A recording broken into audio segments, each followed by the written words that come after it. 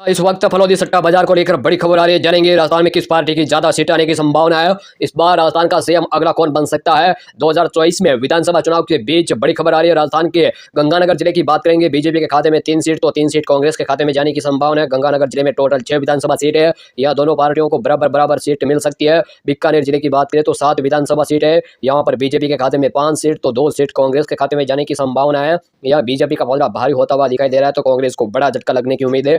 इन्हीं के खाते में फिर से 0 सीट जाने की संभावना है। अब बात करें जैसलमेर जिले की 2 विधानसभा सीट, तो दोनों सीट कांग्रेस के खाते में जा सकती है। बीजेपी का यह खाता भी नहीं खुलने की उम्मीद है। बीजेपी को 0 सीट। बाड़मेर की 7 विधानसभा सीटों की बात करें तो बीजेपी के खाते में 4 सीट जाने की संभावना है, लेकिन कांग्रेस के खाते में 3। अन्य की बात करें तो अन्य को फिर से बड़ा झटका मिल सकता है। जालोर की 5 विधानसभा सीटों की बात करें तो बीजेपी के खाते में 3 सीट जाने की संभावना है, अन्य के खाते में 2। अदर्स की बात करें तो अदर्स को 0 सीट मिल सकती है। यहाँ फिर से बीजेपी को बड़ा फायदा होता हुआ दिखाई दे रहा है। तो सिरोही जिले की 3 विधानसभा सीटों की बात करें तो 1 सीट बीजेपी के खाते में, 2 सीट कांग्रेस के खाते में। अन्य का खाता भी नहीं खुलने की उम्मीद है। उदयपुर जिले की बात करें तो उदयपुर जिले में टोटल 8 विधानसभा सीट है। यहाँ फिर से कांग्रेस के खाते में 5 सीट जाने की उम्मीद है, तो 3 सीट बीजेपी के खाते में। बात करें उदयपुर जिले की 4 विधानसभा सीटों को तो 2 सीट कांग्रेस के खाते में, 2 सीट बीजेपी के खाते में। बात करें बांसवाड़ा जिले की 5 विधानसभा सीटों की, तो यहाँ फिर से बीजेपी के खाते में 3 सीट जा सकती है, तो 2 सीट कांग्रेस के खाते में। अन्य के खाते में 0 सीट जाने की संभावना है। अगर बात करें प्रतापगढ़ की 2 विधानसभा सीट, तो यहाँ फिर से बीजेपी का खाता भी नहीं खुलने की उम्मीद है। दोनों सीट कांग्रेस के खाते में जाने की संभावना होती बन रही है। झालावाड़ की 4 विधानसभा सीटों की बात करें तो 1 सीट बीजेपी के खाते में जा सकती है, तो 3 सीट कांग्रेस के खाते में जाने की संभावना है। हम अगर बात करें चित्तौड़गढ़ की 5 विधानसभा सीटों की, तो 2 सीट भाजपा के खाते में, 3 सीट कांग्रेस के खाते में। अन्य के खाते में फिर से 0 सीट जाने की संभावना है। कोटा जिले की 6 विधानसभा सीटों की बात करें तो 6 में से 3 सीट बीजेपी के खाते में, 3 सीट कांग्रेस के खाते में जाने की संभावना है। यहाँ फिर से अन्य को 0 सीट मिल सकती है। अगर बात करें 12 जिले की, तो 12 जिले में टोटल 4 विधानसभा सीट है। यहाँ फिर से बीजेपी के खाते में 2 सीट कांग्रेस के खाते में जाने की संभावना है। वहीं सवाई माधोपुर की बात करें तो यहाँ 4 विधानसभा सीट है। 2 सीट भाजपा के खाते में, 2 सीट कांग्रेस के खाते में जाने की संभावना बन रही है। अगर बात करें करौली जिले की 4 विधानसभा सीटों की, तो यहाँ फिर से 2 सीट भाजपा के खाते में, 2 सीट कांग्रेस के खाते में। अन्य के खाते में 0 सीट जा सकती है। अगर धौलपुर जिले की 4 विधानसभा सीटों की बात करें तो भाजपा के खाते में 3 सीट जा सकती है और 1 सीट कांग्रेस के खाते में जाने की संभावना है। अन्य के खाते में फिर से 0। भरतपुर की 7 विधानसभा सीटों की बात करें तो भाजपा के खाते में 2 सीट जाने की संभावना है, लेकिन कांग्रेस के खाते में 5 सीट जाने की संभावना है। अन्य के खाते में फिर से 0 सीट मिल सकती है। अब बात करें अलवर जिले की 11 विधानसभा सीटों की, तो यहाँ भाजपा के खाते में 4 सीट, 6 सीट कांग्रेस के खाते में, लेकिन अन्य का यहाँ खाता खुल सकता है। 1 सीट अन्य के खाते में जाने की संभावना बन रही है। अब बात करें सीकर जिले की 8 विधानसभा सीटों की, तो 8 में से 3 सीट भाजपा के खाते में जा सकती है और 5 सीट कांग्रेस के खाते में जा सकती है।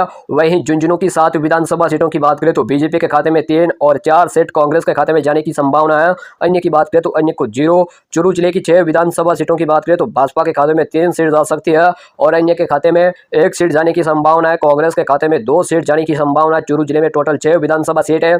अगर भीलवाड़ा जिले की 7 विधानसभा सीटों की बात करें तो 2 सीट भाजपा के खाते में, 4 सीट कांग्रेस के खाते में, 1 सीट अन्य के खाते में जाने की संभावना बन रही है। अन्य का खाता खुल सकता है और बीजेपी का पलड़ा भारी रह सकता है। वहीं राजसमंद की 4 विधानसभा सीटों की बात करें तो यहाँ फिर से भाजपा के खाते में 2 सीट जा सकती है, तो कांग्रेस के खाते में भी 2 सीट जाने की उम्मीद बन रही है।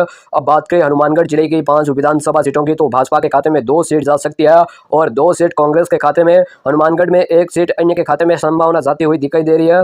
नागौर जिले की 10 विधानसभा सीटों की बात करें तो भाजपा के खाते में 3 सीट जा सकती है, तो यहाँ कांग्रेस के खाते में 5 सीट जाने की उम्मीद है और अदर्स के खाते में 2 सीट जा सकती है। अन्य के खाते में 2 सीट नागौर जिले में जाने की संभावना है। अगर जोधपुर जिले की 10 विधानसभा सीटों की बात करें तो 10 में से बीजेपी के खाते में 6 सीट जा सकती है, तो कांग्रेस के खाते में 5 सीट जाने की उम्मीद है। अदर्स के खाते में फिर से 0 सीट जा सकती है। जोधपुर में बीजेपी का पलड़ा भारी होता हुआ दिखाई दे रहा है, लेकिन 4 सीट कांग्रेस के खाते में जाने की संभावना है। अगर बात करें पाली जिले की 6 विधानसभा सीटों की, तो भाजपा के खाते में 4 सीट जा सकती है, 2 सीट कांग्रेस के खाते में। अन्य को फिर से 0 सीट मिल सकती है। यहाँ पाली जिले में बीजेपी का पलड़ा भारी होता हुआ दिखाई दे रहा है, तो भाजपा को यहाँ अच्छा खासा बहुमत मिलने की उम्मीद है। कांग्रेस को सिर्फ और सिर्फ 2 सीट। अब बात करें अजमेर जिले की 8 विधानसभा सीटों की, तो 5 सीट भाजपा के खाते में जा सकती है, 3 सीट कांग्रेस के खाते में जाने की संभावना है। अन्य के खाते में फिर से 0 सीट जाने की संभावना बन रही है।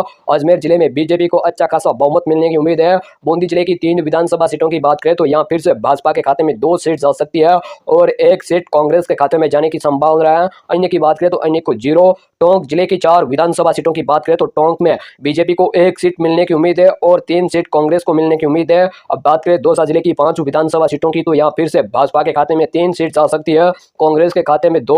अन्य दल की बात करें तो अन्य दल का खाता भी नहीं खुल सकता। दौसा जिले में टोटल 5 विधानसभा सीट है। जयपुर की 19 विधानसभा सीटों की बात करें तो 19 में से 12 सीट भाजपा के खाते में जाने की संभावना है, लेकिन 6 सीट कांग्रेस के खाते में जा सकती है और 1 सीट अन्य के खाते में जाने की संभावना है। अन्य का खाता खुलने की उम्मीद जरूर बन सकती है। जयपुर जिले में आप 199 सीटों का रुझान एग्जिट पोल देख सकते हो, जहां पर कुल 199 सीटों पर चर्चा की जाए तो भाजपा के खाते में 99 सीट जाने की संभावना है, लेकिन 95 सीट कांग्रेस को मिल सकती है।